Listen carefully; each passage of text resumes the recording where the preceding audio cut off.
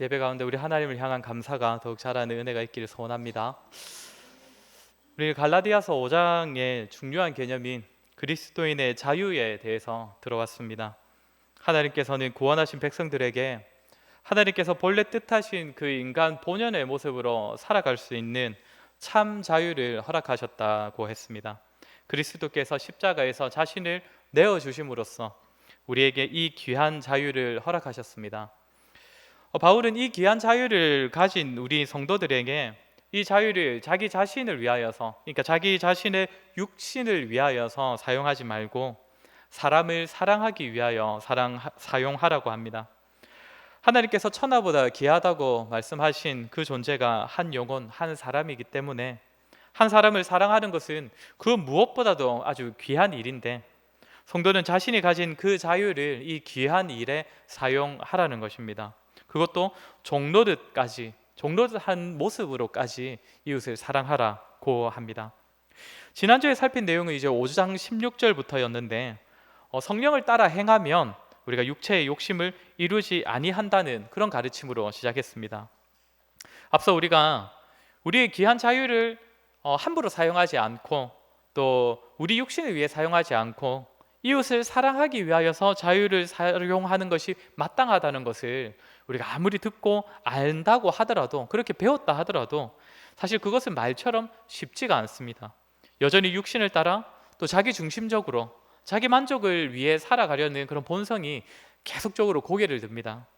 그런 우리가 오직 성령을 따라 살아갈 때에, 성령을 따라 행할 때에 우리 자신이 가진 자유를 육신의 욕구대로 사용하지 않고 하나님께서 원하시는 대로 사용할 수 있다는 것입니다.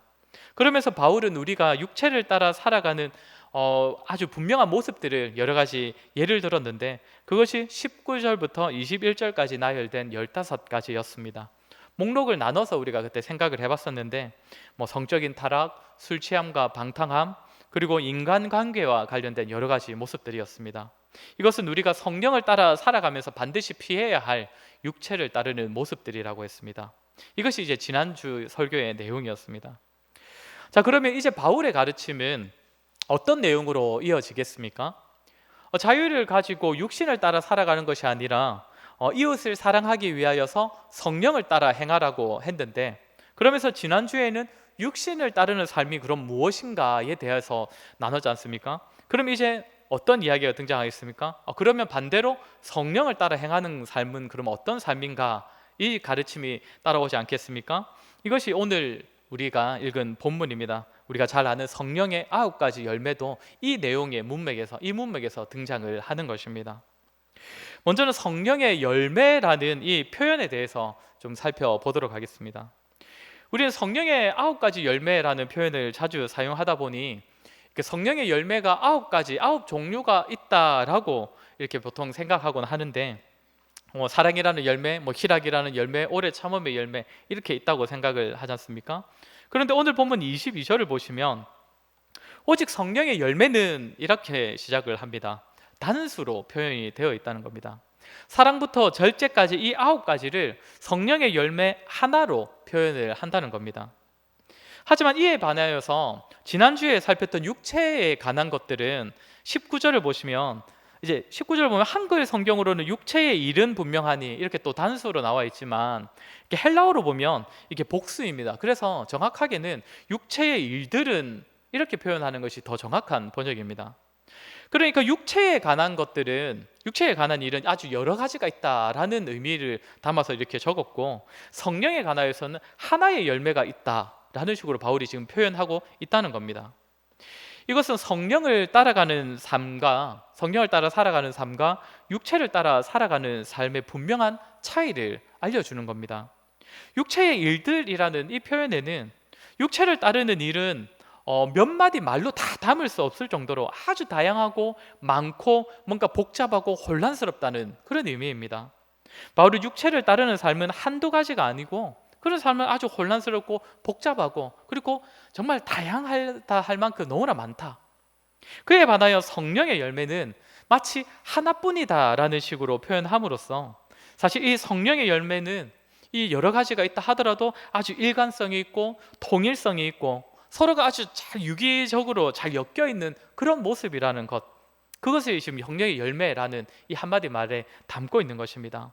조금 있다가 우리가 하나하나를 살피면서 이 부분을 살피게 될 것인데, 성령의 열매는 하나씩 따로따로 맺어지는 9가지가 있는 것이 아니라, 성도가 성령을 따라 살아가면 이 9가지 열매가 아주 다양하게 또 유기적으로 이렇게 얽혀져서 그렇게 함께 열매가 드러나게 된다는 것입니다.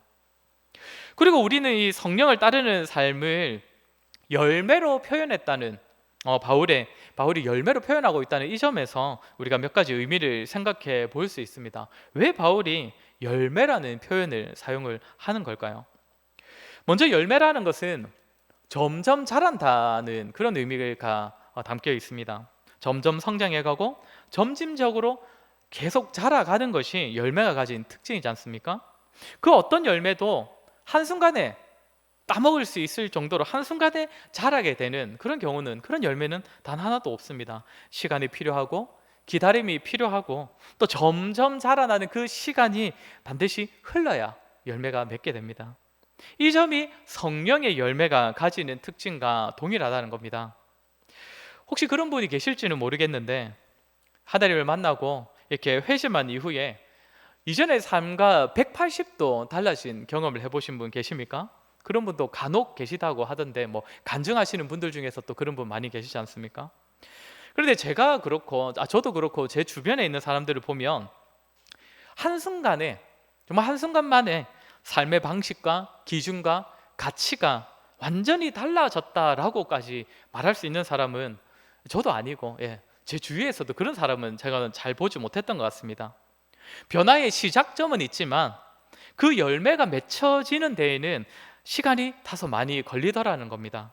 성령의 열매, 이 9가지를 우리가 잘 알고 또 믿고 그렇게 살아가려고 따르더라도 한순간에 우리가 이런 삶을 살아낼 수가 있는가? 그것은 아니라는 거죠. 쉽지가 않다는 겁니다. 그러나 성도가 성령을 따라 살아가면서 조금씩 변화되고 조금씩 그렇게 자라게 된다는 것, 그것이 성령의 열매라는 표현이 담고 있는 의미입니다. 그리고 두 번째로 열매라는 말이 가지는 특징이 무엇이냐면, 반드시 때가 되면 자라게 된다는 겁니다. 열매는 추수할 때까지 계속적으로 자라게 됩니다. 때가 되면 반드시 거두게 될 만큼 자라는 것이 열매입니다. 열매라는 것이 비록 한순간에 맺혀지는 것은 아니지만 서서히 점진적으로 자라게 되지만 때가 되면 반드시 자랄 만큼 자라서 거두게 되는 것이 열매가 가진 특징입니다. 이 역시 성령의 열매와 동일합니다. 우리가 비록 우리 자신을 돌아보면서 때때로, 그리고 다른 사람을 바라보면서, 와, 정말 사람 잘 안 변한다, 정말 믿음 가졌다고 해도 정말 잘 안 변하는구나, 우리가 때때로 그런 생각을 하게 되는 경우가 간혹 있지 않습니까? 그래도 때가 되면 반드시 자라고 열매를 맺는 것, 그것이 바로 성령의 열매입니다. 저와 여러분도, 우리 모두도 지금은 좀 부족하고 어리숙해도 성령을 따라 살아가면 반드시 자라게 됩니다.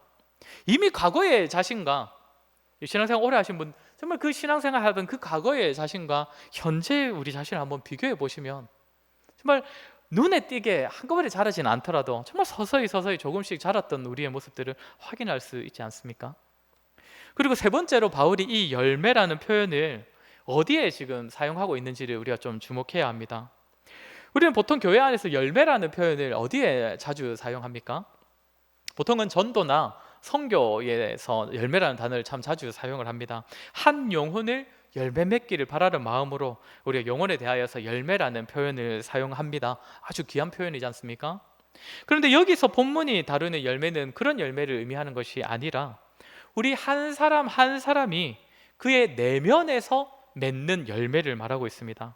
나아가 그의 삶의 모습에서 맺는 것들을 가지고 열매라는 표현을 사용한다는 겁니다. 그 사람의 삶이, 한 사람의 삶이 열매라는 겁니다.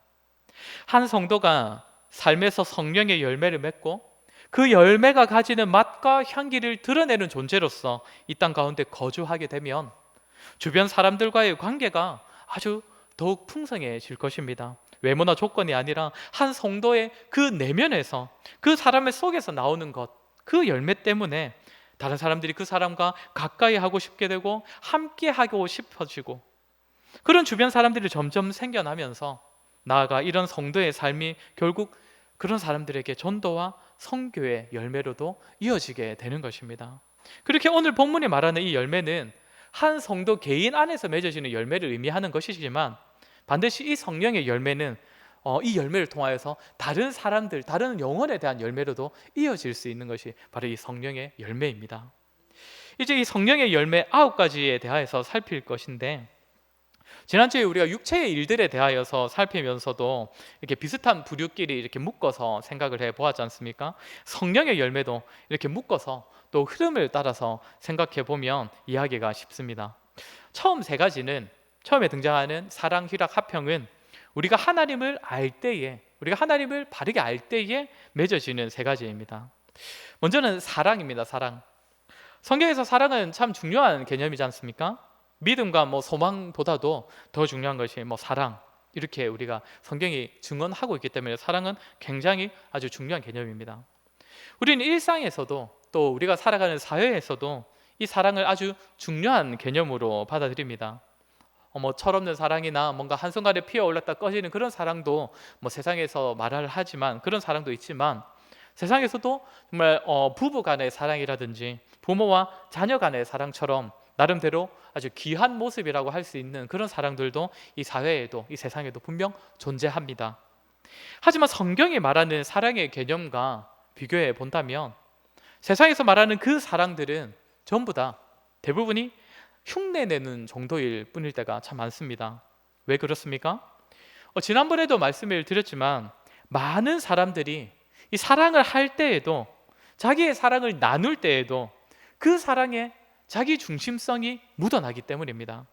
자기의 만족을 위하여서 사랑하고 또 자기에게 유익이 되는 그런 조건이 걸려있기 때문에 사랑을 하는 경우가 참 많이 있습니다. 사람은 하나님을 만날 때에 진정한 사랑, 참 사랑을 알게 됩니다. 조건과 자격과 사랑할 대상의 행동이나 그 대상의 어떠함을 따지지 아니하고 하나님께서 우리를 향하여 베푸신 그 조건 없는 사랑을 알 때에, 그것을 깨달을 때에 진정한 사랑이 무엇인지를 우리는 깨닫고 경험하고 나아가 그 사랑을 실제로 실천할 수 있게 된다는 것입니다. 세상이 말하는 사랑은 대부분 자기 중심, 사랑까지도 자기를 위해 남을 사랑하는 경우가 허다한데, 그리고 조건부일 때가 참 많지만, 우리가 하나님을 알면 알수록 우리 하나님의 사랑은 절대로 조건에 근거하지 않고 정말 일방적으로 베풀어주는 그런 은혜가 바탕이 되어 있는 사랑이라는 것을 깨닫게 됩니다. 오직 은혜에 근거한 자기 희생적인 사랑, 사랑을 하기 위하여서 종로를 타는 그 사랑을 우리 하나님으로부터 배울 수 있다는 것입니다. 사랑하는 성도 여러분, 이 세상은 여전히 사랑에 목말라 있습니다. 저마다 사람들을 사랑하고 있고 가정을 이루고 또 자녀를 낳고 그렇게 또 사랑을 나눠주고 있지만, 여전히 이 세상은 사랑에 목말라 있습니다. 왜 그렇습니까? 참 사랑을 모르기 때문입니다. 조건 없는 일방적으로 베풀어주는 그런 자기 희생적인 그 사랑을 모르고, 그런 사랑을 주거나 받거나 경험해 본 적이 없기 때문에 참 사랑이 없는 고통으로 가득한 곳이 바로 이 시대, 이 세상입니다. 이러한 때에 우리가 참 하나님의 사랑을 바르게 알고 나아가 성령의 열매를 맺어서 그 은혜로 가득한 하나님의 사랑을 보여주고 나누어 줄 수 있는 그런 저와 여러분이 되었으면 좋겠습니다. 이렇게 참 사랑이 없는 곳에서 그 사랑을 몰랐던 자가 정말 참 사랑을 깨닫고 맛볼 때에 어떤 마음이 누려지게 되겠습니까?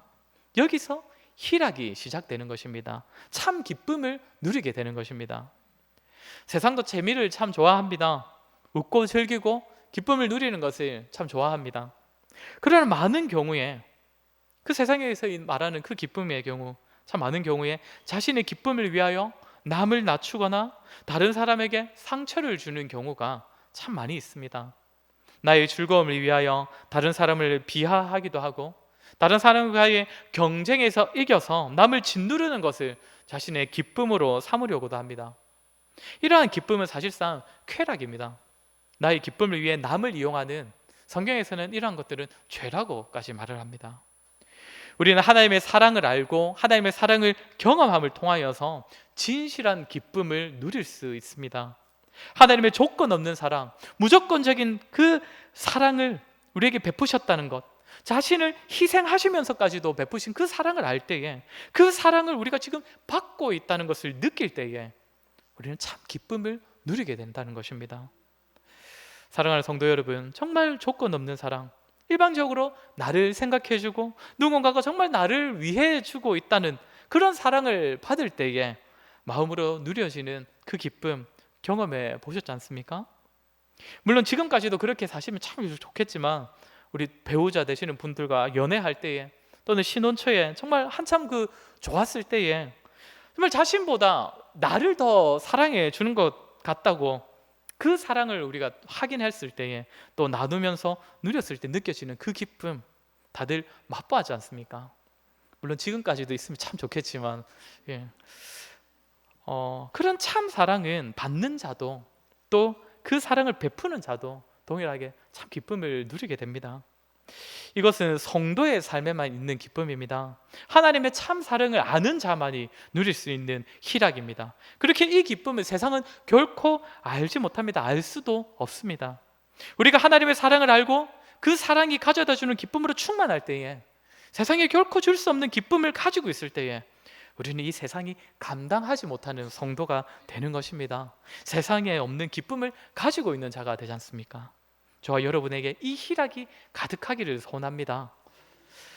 이제 이렇게 하나님의 사랑을 알고 그 사랑으로 누려지는 기쁨이 충만할 때에 그 성도에게 무엇이 시작되느냐?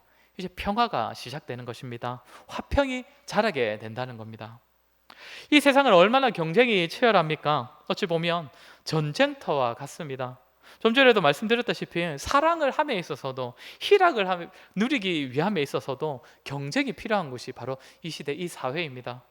그러나 하나님의 사랑을 알고 그 사랑으로 인한 희락을 누리는 자는, 또 아는 그런 자는 하나님의 은혜를 알기 때문에, 또 하나님의 은혜를 믿기 때문에 그 사람의 삶에는 안식과 쉼이 있는 것입니다. 하나님께서 나를 어떻게 사랑하셨는지, 얼마나 사랑하시는지를 아는 데에서 시작되는 평화와 안식이 있습니다. 이 역시 성령을 따라 살아가는 자에게 맺어지는 열매입니다.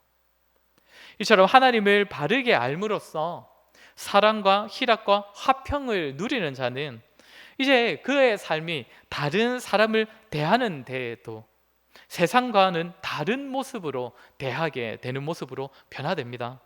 육체를 따라 살아가는 그 모습의 특징이 관계가 깨어지는 것이라고 말씀을 드렸었는데, 성령을 따르는 삶은 그와는 전혀 다른 모습으로 드러나게 된다는 것입니다. 이것이 성도가 다른 사람과 관계를 잘 맺는 방법입니다. 그저 그 사람과 인간적으로 좋은 관계를 유지하는 것이 아니라 하나님과의 바른 관계 안에 거하고 그 관계가 다른 이웃과의 관계에서 드러나는 것, 그것이 성도가 다른 사람과 바른 관계, 또 좋은 관계를 맺는 비결입니다. 이제 네 번째, 다섯 번째, 여섯 번째가 이것을 의미하는데, 먼저는 오래 참음입니다. 사람이 하나님의 사랑으로 기쁨을 누리고 거기서부터 화평을 또 누리고 있는 그런 사람은 다른 사람과의 관계에 있어서도 화평을 누리게 되는데, 그 모습이 오래 참는 모습으로 드러난다는 것입니다. 자신에게 때로는 손해를 끼치고 상처를 주고 또 불편하게 만드는 그런 사람을 보면서 뭔가 보복하려고 하거나 복수하려는 그런 마음을 품는 것이 아니라 그 사람에 대하여 오래 참게 되고 또 그 사람을 쉽게 포기하지 않게 되는 그런 모습을 가지게 되는 것입니다. 당연히 다른 사람을 쉽게 판단하려고 하지도 않습니다. 사람에 대하여 아주 오래 참게 됩니다. 성도의 신앙생활은 오래 참는 것의 연속이라고도 할 수 있습니다. 왜냐하면 성도는 하나님께서 정하신 때를 믿고 고백하는 자이기 때문입니다. 하나님을 신뢰하는 성도는 하나님의 때가 있음을 믿고 기다릴 줄 아는 자입니다. 자기 마음대로 판단하거나 자기 마음대로 택하고 움직이지 않고 반드시 정해진 하나님의 때를 오래 참고 기다리는 자가 바로 성도입니다. 마찬가지로 성도는 다른 사람에 대하여서도 하나님의 때를 인정하고 기다리며 오래 참습니다. 상대방의 마음을 움직여 주실 그 하나님의 때, 상대방의 마음을 열어 주실 그 하나님의 때를 인정하고 기다리며 오래 참는 것입니다. 이렇게 오래 참는 성도는 당연히 다른 사람과의 관계가 좋아질 수밖에 없을 것입니다. 이처럼 사람에 대하여 오래 참는 사람은 상대를 어떤 마음으로 바라보게 되겠습니까? 그 사람을 긍휼히 여기고 또 그 사람을 불쌍히 여기는 마음, 어쩌면 아주 따뜻한 마음으로 다른 사람을 바라보게 될 것입니다. 사람이라면 누구에게나 약한 부분이 있고 한계가 있고 허물이 있다는 것을 알기 때문에 그 사람을 자주 따뜻한 마음으로 바라보고 또 불쌍히 여길 줄 아는 마음, 그 마음이 어떤 마음입니까? 바로 자비입니다. 자비. 여기서 자비가 시작되는 것이죠. 세상은 다른 사람들을 냉철하게 판단하려고 합니다. 그래서 관계를 계속 유지해도 좋을지 아니면 관계를 이제는 그만 잘라내야 할지를 아주 냉정하게 판단하려고 그렇게 가르칩니다. 자신에게 유익이 되느냐, 해가 되느냐를 따져서 그런 사람들을 일일이 다 다르게 대하라, 그렇게 세상은 가르치고 있습니다. 그러나 성도에게 요구되는 마음은 다른 사람의 한계와 약함과 때로는 악함까지도 자비의 눈으로, 따뜻한 마음으로 그렇게 바라보고 대하라고 가르칩니다. 이 역시도 오늘날 너무나 필요한 모습입니다. 우리 모두는 신앙 경력을 더해갈수록 이 자비의 마음, 자비의 시선이 우리에게 자리 잡아야 할 것입니다. 이제 다른 사람을 향하여 자비의 마음이 있게 되면 또 무엇이 자연스럽게 뒤따라오겠습니까? 양선이 뒤따라오게 됩니다. 한마디로 선행이 시작된다는 것입니다. 성도는 다른 사람의 연약한 부분과 한계를 볼 때에 긍휼의 마음과 또 자비의 마음으로 바라보고 나아가 자기의 것으로 그 부족함을 채워주려 하게 됩니다. 자신의 물질과 자신의 시간을 들여서 다른 사람의 연약함을 도와주는 것입니다. 교회는 다른 사람을 따뜻한 시선으로 바라볼 뿐만 아니라 자기의 것으로 다른 사람의 아픔을 만져주고 또 그들의 연약함을 헤아려 주는 곳이 되어야 합니다. 부족함을 채워주고 교회 와서 은혜 받고 사랑받고 교제에서 누리는 희락도 누리고 또 먹을 것도 받고, 맞죠? 교회에서 우리 좀 있으면 또 먹을 것도 우리가 받을 것인데 우리가 이렇게 참 교회에서 많은 것을 받고 누립니다. 그러나 우리는 교회에서 받기만 하는 자가 되어서는 안 됩니다. 헌금 많이 하시라는 이야기가 아닙니다. 다른 사람의 연약한 부분, 우리가 정말 우리의 도움이 필요한 부분, 물질일 수도 있고 우리가 관심을 가져주는 것일 수도 있고 또 지적인 체험을 도와주는 그런 부분일 수도 있는데, 이런 부분들 사역자가 알아서 하겠지, 당회가 잘 계획해서 알아서 하겠지가 아니라 바로 우리 자신이, 여기 있는 우리 모두가 다른 사람의 부족함을 채워주는 그런 역할들을 잘 감당해야 한다는 것입니다. 이 역시도 성령을 따라 살아가는 자에게 주시는 열매입니다. 이것이 바로 양선입니다. 이제 하나님을 바르게 알아서 사랑과 희락과 화평을 누리고 또 다른 이웃들을 오래 참음과 자비와 양선으로 대하는 성도는 자기 안에서도 맺어지는 열매가 있습니다. 그것이 이제 나머지 7번째, 8번째, 9번째입니다. 먼저는 충성입니다. 하나님 앞에서 충성스럽고 또 신실한 자를 의미하는 것이 여기서 말하는 충성입니다. 그저 교회에 충성스럽거나 또 사람에게 충성스러운 것과는 본질이 다릅니다. 드러날 때에는 교회에 잘하고 사람에게 잘하는 것으로 드러나더라도 그 중심을 보면 자신의 충성이 하나님께 드려진 바가 되어서 하나님 앞에서 진실하고 신실하게 살아내는 것, 그래서 다른 사람과 또 교회에도 충성스러운 사람이 되는 것을 여기서 말하는 충성으로 표현한 것입니다. 이 충성은 점점 교회가 정말 교회의 일꾼이 없어진다는 이 시대에 참 필요한 모습입니다. 오늘날 한국 교회가 정말 걷잡을 수 없이 정말 어디서부터 손을 대야 할지 모를 정도로 급속도로 교회 내에 충성스러운 일꾼이 사라지고 있다고 합니다. 제가 보기엔 우리 교회는 그래도 좀 아직은 나은 편이다라고 생각되지만 사실 우리도 언제 그런 어려움을 당할지 모릅니다. 우리 교회에 무엇보다 우리 각자에게 정말 하나님으로 인하여서 하나님과 교회에 충성하게 되는 이 충성의 열매가 더 충만하게 있었으면 좋겠습니다. 그리고 우리가 하나님을 바르게 알고 또 사랑과 희락과 화평을 누리는 자는 온유함의 열매를 맺게 됩니다. 성도가 가지는 성품 중에 가장 귀한 것이 있다면 아마 온유가 아닐까 생각됩니다. 우리가 겸손이라고도 말하는 것인데, 이것은 단지 착하고 따뜻한 것만 의미하는 것이 아니라 겸손과 부드러움과 또 강함이 잘 어우러져 있는 그런 모습입니다. 부드럽고 따뜻하지만 또 강인한 모습. 진리 앞에서 타협해야 할지 아니면 배워내야 할지를 바르게 알고 또 그렇게 강단 있게 선택하고, 하지만 그것을 행함에 있어서는 다른 사람들에게 냉정하거나 칼갈지 않고 또 따뜻한 모습으로 그런 겸손하게 대하는 그런 모습을 겸비하고 있는 것이 여기서 말하는 온유입니다. 그리고 마지막으로 절제가 있습니다. 하나님을 바르게 알고 누리는 자는 자기 자신을 잘 다스리게 됩니다. 이것이 여기서 말하는 절제입니다. 충동적이지 않게 된다는 것입니다. 당장 눈에 보이는 급한 것보다 더 중요한 일이 무엇인지를 알고 그것에 매달리게 되는 그런 절제, 자기를 잘 다스리고 억제하는 모습이 성도에게 생기게 됩니다. 이것이 절제입니다. 이렇게 성령의 열매 9가지를 살폈는데 23절에서는 이 열매는 뭐라고 합니까? 이 같은 것을 금지할 법이 없다라고 합니다.